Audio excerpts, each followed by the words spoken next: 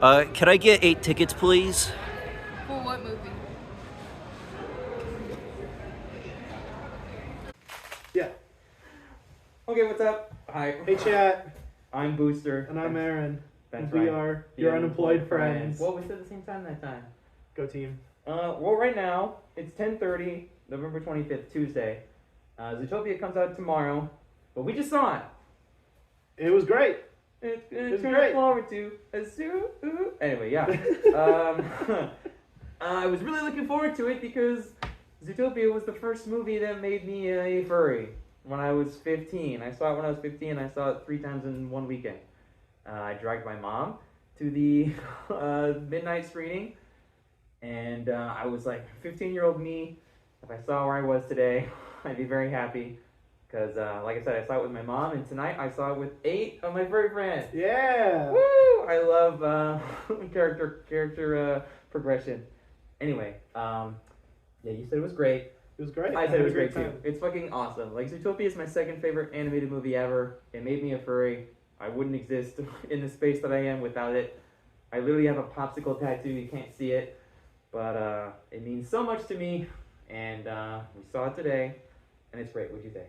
It was great. It was good. I liked it. I am not as big of a fan of the first one. I personally think it's just average, but, you know, everyone's got their opinions. Art is subjective. Everyone views it differently. It doesn't work for me, it works for you. That's how it goes. But this one I liked a lot more. I was going in with, I was trying to go with the most neutral expectations possible, because Disney hasn't exactly had a great track record. Last few years, the last great movie they made was Encanto, I think. Mm-hmm. And so this one, I was worried was similar to the Star Wars shows and Toy Story 4 and 5, where it's more like, hey, creatives, go make something, instead of the creatives being like, hey, we have this idea for Zootopia 2, let's do it, I want to do this. So I was worried it was going to be, at best, average. But I was trying to go in neutral, and honestly, I had a good time. It was good. I liked it. No, not as much as you, which is a weird inversion of our normal trope. But it was good. I liked it. I think a lot of the things that didn't work with the last movie aren't here. Namely, the co-director. I don't remember his name. The guy who did Ralph Breaks the Internet. We were talking a lot about who made what, right? So the first movie, directed by Byron Howard, who directed Bolt, which is also a 9 out of 10 for me. Good movie. He directed what else? That's what made you a dog. He did, yes, exactly. I have a dog. And the first Zootopia, he also directed Encanto. So yeah. He's got a lot of bangers. Yeah, he and Jared Bush did Encanto, right? That's right. So that actually makes sense that they come back for this and they cook. True, and he stayed on for this one, and he's gay also, so Ooh. So slay. Wig, okay. And Jared Bush was the co-director. That makes sense now. Yeah, he was the half director for the first Zootopia, and then he was the official co-director for this one. And Rich Moore was the other director for the first movie. And we decided he's kind of a hack because he directed Wreck-It Ralph 2, which sucks. Which Wreck-It Ralph 1 is pretty good. I never finished it. It's decent enough. It's good at what it set out to do. It's decent. Mm-hmm. I haven't seen it in a while, but I remember it fondly. The second one, Not big good. Stinker. Yeah. He's at Apple TV Plus. Or I don't know. He's not at Disney. He's gone. Yeah. So Jared Bush wrote the screenplay for Moana. Right.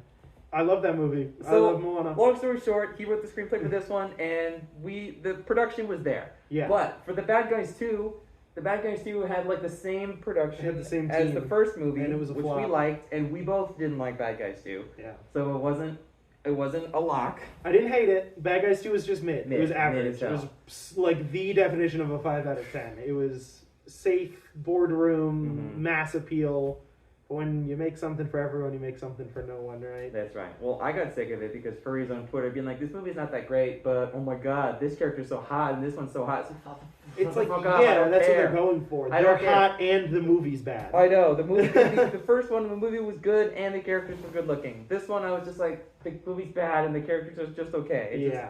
So I was worried this movie would be mid, but the characters are hot. So I went in with hopefully trying to be leveled expectations, and You know, we both agreed this will be spoiler free for the first few parts. We both kind of agreed the first act was a little rocky. Yeah. That's what I'd read on a few, tweets and a few reviews. I was like, okay, I liked it a lot, but it was still like, there were some moments that were kind of heavy-handed, kind of like a little bit. Yeah. But then it rolls into the second act, and dude, as soon as he gets there, it just takes you right to the end. Once it finds its footing, it takes off and it goes. Exactly. Yeah, that first act is rocky. It had to set up a lot of stuff, some of which, like, I just rewatched the first one last week, and I was like, they're not a bad team. Like, they get along. Yeah. So that felt a little contrived, but it got to a point that I liked, so I'm kind of okay with it. Mm-hmm. And then, like, once it got going, it got going. That's true. It was way more engaging plot, because I was like,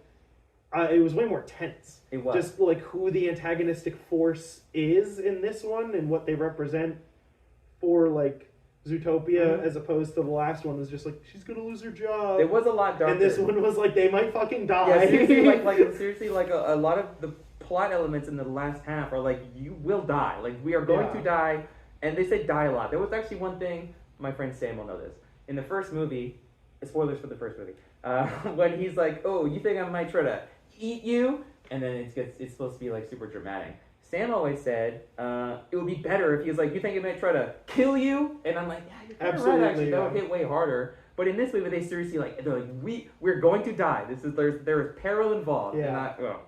So in terms of plot, we actually didn't say a whole lot. So it takes place a week after the first movie, and they're this hotshot team that solved the biggest conspiracy ever, and things aren't going so great because they are not really listening to authority, and they're not really having a lot of team cohesion, which you thought was kind of weird because it's like because by the end of the first one, like their whole thing is like, hey, we do make a pretty good team, and then this one is like, oh, we don't make a great team, and it's like, but you just were a week ago. 1 week, yeah, exactly.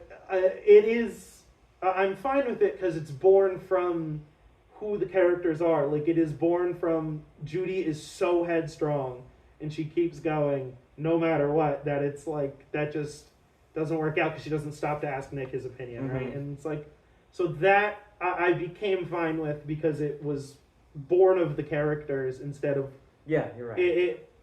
It wasn't that contrived. It makes sense for the characters. Like yes, I agree with that. Where it's like even though the first movie has to have a good ending, they are still two separate characters and they have to have character development. So in terms of character development, first thing. Nick is the main character of this movie. Yeah. And oh my god, he's really good looking, but he's really well written, really well performed. I love his character development. It's really intricate and kind of delicate. Like honestly, he goes through a lot of shifts where he has to kind of realize about himself and talk to Judy in a certain way and exist. And it's just, there's a lot of things that just really, really worked for me in terms of endearing myself to him. I already liked him. But his narrative arc is legitimately the main focus of the movie. And it was better that way, because Judy she was the main character, her character development's the first movie, but his is really this one. And she's a pretty simple character, all things considered. Mm-hmm. It's like she's go, go, go, go, go. Yeah. And that's kind of like her most defining trait, so it works to relegate that more to the sidelines. She's still like the driving force, I would say, because she does more directly with the plot. Yeah. But then once the story gets going, he really becomes the focus. Like his character development is the reason you watch. His character arc is the main character arc of the movie, which is so satisfying. Yeah, and it does work. Have you ever watched Agretzko, the anime? Yeah. Okay. Like 3.5 seasons. So it's like Agretzko is this anime by the Hello Kitty team, which is crazy. And the main character is this red panda who does karaoke, and she has this kind of love interest, Haida. And he's always the secondary character in the first season. In the second season, he's kind of equal. Third season, fourth, he becomes the main character. Like his narrative arc is way more interesting than the actual main character.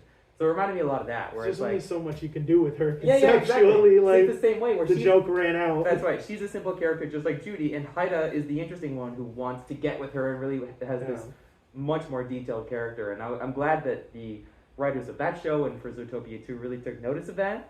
And in terms of the new characters, there's this mysterious snake that we have to... You've seen him in all the trailers. That's true. Ki Hoi Kwan.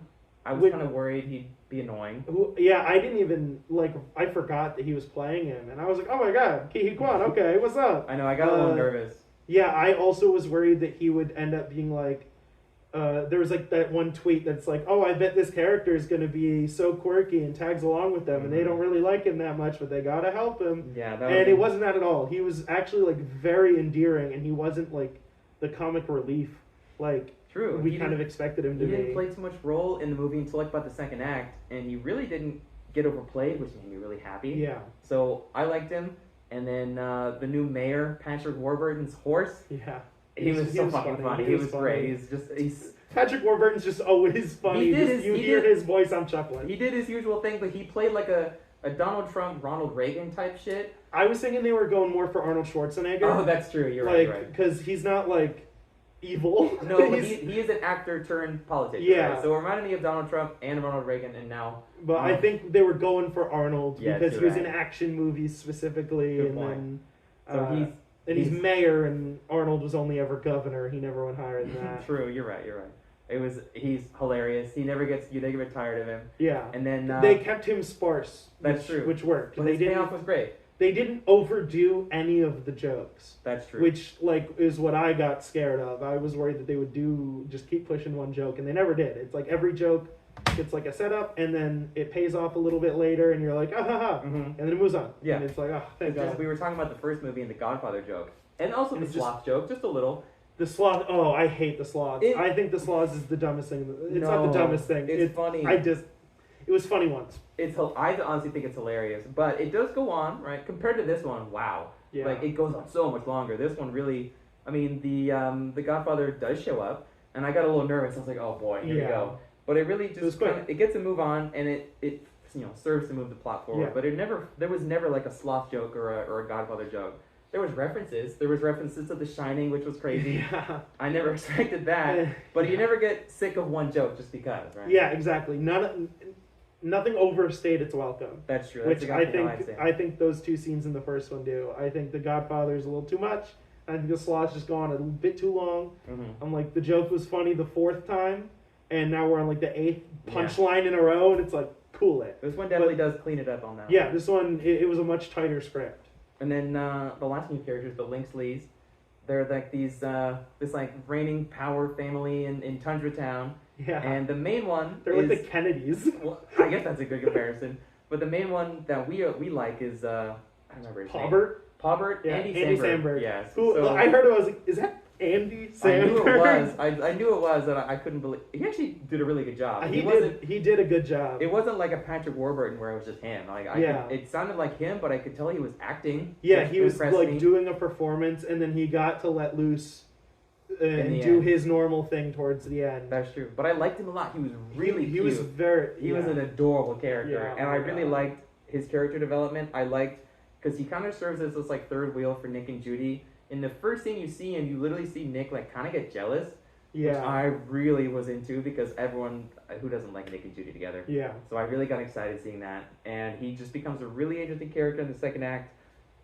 And I think that's all they knew. Oh, there's the beaver. She's great. There's less about said about her is great, but she's what I thought the snake would be, where she would be, she's more the comic relief, but she's not annoying. She's actually really fun and interesting, and I really like her a lot by the end. And they go to all these new locations. There was the desert actually showed up in this one, which like they go to 3 of the 4 major biomes in the last one. True. So they do. The desert is more important in this one, which was really cool. Yeah. And it goes into like the tech. Yeah. Like how the city works, like the weather right? walls that divide everything and keep the climates the same, which is interesting. Like that's cool world building stuff that I wanted out of the first movie that I don't think I got out of the first movie that I'm getting out of this one. So I'm happy. Movie, literally in the first movie, in the train montage, she passes through the weather walls, and I'm like, oh, that's you kind of imagine how it makes sense. Like the hot and cold, they uses the cold to make the hot. Cool. It makes sense. But this one, literally, there's like extended scenes where they're inside of it. And it's about the weather walls, it's really which is cool. Compelling world. Yeah, it's just in terms of location, that was probably my favorite. One of my favorite scenes, and I loved. They go to the Marsh Market, which was in the trailers, and this reptile hangout where Nick he has some funny scenes with these reptiles, and it really developed more in the world building in terms of the reptiles. Because in the first movie, everyone's like, "Well, where's the reptiles? Where's the fish?" There they are. It made sense. They developed on it. Yeah. Well, Mega racism. Oh yeah. So in terms of themes, Yeah. the first one is about, like you said, microaggressions and Yeah. racism, and I personally think the themes and how it's developed is clever and interesting and nuanced, and you're not a huge fan. I think the first one falls apart under some scrutiny thematically. I don't think it sticks the landing with what it's going for. I think it's a little bit in over its head. At the very least, it's dated. I think I it can agree kind with of that. worked for 2016, but it's like we're past that. Mhm. And I think this movie was a lot less subtle with how they show racism. Mhm. Racism in quotes because they're animals, but that's what they're going Terrible, for. right? I think it works a lot better because it's a lot more heavy-handed and it's about like imperialism and shit Mhm. instead of Yeah, it's more about like no spoilers, right? But it's all about kind of colonialism and Yeah. how racism can kind of be manufactured for the purposes of the ruling class, right? Yeah. So there's a lot of really. And I hate capitalism, That's so I true. was here for that. So low key, I was really impressed. I like you said about not being dated. It just really felt like an updated next step, right? Like, Yeah. all the characters just felt like a next step, and it was just satisfying. That's all I want. I would just be not the bad guys too. Like, fuck, Yeah, I because did Bad not- Guys 2 is so disappointing. In this, I was pleasantly surprised. I like this more than the first one. It's hard to say. I don't Easily. think I do, just in terms of nostalgia. But for That's me, it was an 8 out of 10. I didn't have a score initially, but then the first act came, I was like 8 out of 10. And then there's the red line scene. When you watch it, you'll know. Yeah. I was like, That was whoa! This is an action scene that takes place with no dialogue. Like, it's told entirely through the camera and the motions and the actions and the faces. I was like, whoa! That scene is really awesome. It got my heart pumping. So that was a 9 out of 10. Yeah. And then there's this massive dialogue action set piece at the end, and I sat and I was listening to Zoo by Shakira, and I was like, it's a fucking 10. It's a 10 out of 10. I can't believe it. My second 10 this year, and I did not expect it to live up to Zootopia, the original, but I think it did. I had basically the same numerical process, but down Lower 3. numbers, yeah, exactly. Act 1, I was like, I'm neutral. This is movie. It's generic movie. And it was janky, but then once it gets moving, I was like, okay, it's a 6, and then it just like it kept going, and I was like, I think it's a 7. I liked it. It was ever good. a 6. That's crazy. I have less nostalgia. I just That's like true. I like Nostalgic the IP a bit less. That's me, yeah. Literally, for me, it's my most watched movie on Letterboxds. I've watched it like 11 or 12 times. I literally have it inked into my skin. If it didn't exist, I wouldn't be where I am today, and I'm just On happy. my couch. Literally, exactly. We're on the couch, by the way. We're not in a car. Yeah, we Because felt we saw like, it with a lot of our animals, and then they all got tired, so we were Yeah. just like, let's just run this and down. he drove, so we decided to come we're here. inside. Yeah, so legitimately, just a little bit of spoilers.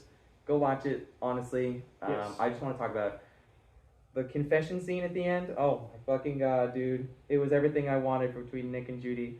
They don't kiss or anything. Like, everyone on Twitter was like, please tell me they kiss. They don't. Yeah, But they don't end up in. they don't a officially romantic say thing. they're romantically together. Oh, but spoilers!